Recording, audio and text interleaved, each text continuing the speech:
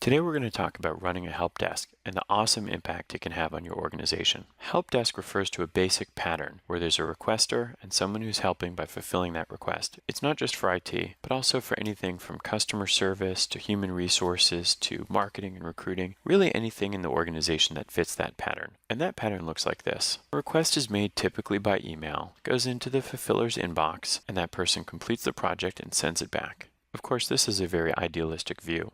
Another version has the same request that gets lost in an inbox until a clarification phone call is made and a status check. Maybe there's a question and some clarification back and forth. Someone walks down the hall until eventually the project is complete. This is still a naive version. If only it were so easy. Things are often more complicated. There's more things in the inbox, and we have a longer series of back and forth until the project is complete. And although it's closer to the truth, we'd still consider this an optimistic view. Because remember, on the requester side, there are hundreds if not thousands of people, and of course there's a whole team of people helping fulfill these requests. So we might have something that looks like this. Even though there's more going on, it's still kind of hopeful that everybody will be organized and have a standard way that things are getting done. Does this look familiar? Because this is a realistic vision of how most companies work. There's no organizing principle, and there's really no place other than individual inboxes or people's heads or spreadsheets to create and store information. So there's no way to view what's going on other than actually asking people all the time. Requests often omit information, which requires more updates, and so on and so forth.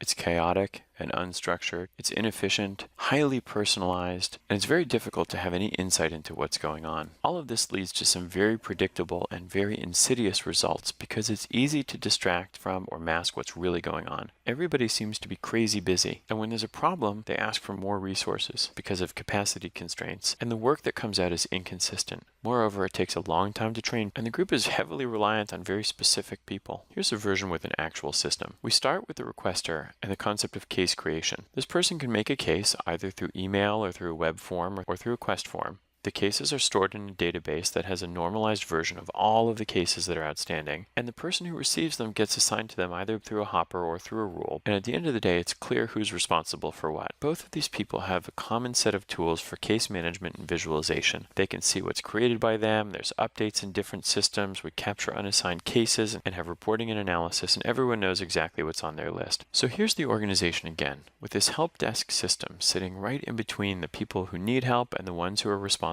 for fulfilling those requests. It's a rational system. What we see is a system that's serene and structured, the work is efficient, it's system-driven, and it generates actionable insights. So when we look at an organization or a group that's functioning this way, people are still busy, but they're good busy. And instead of always asking for more resources, they're often looking for improvements to systems and data. The workload is balanced and it's consistent. And as a result, people who come into the organization can be trained quickly. And when people leave, the processes are sustainable. When we look at this, the choice is clear. Running a structured help desk is the only way to go. You can stop this video here, or you can stick around for a quick art history lesson. On the left is work by Jackson Pollock, and on the right we have an installation by Donald Judd.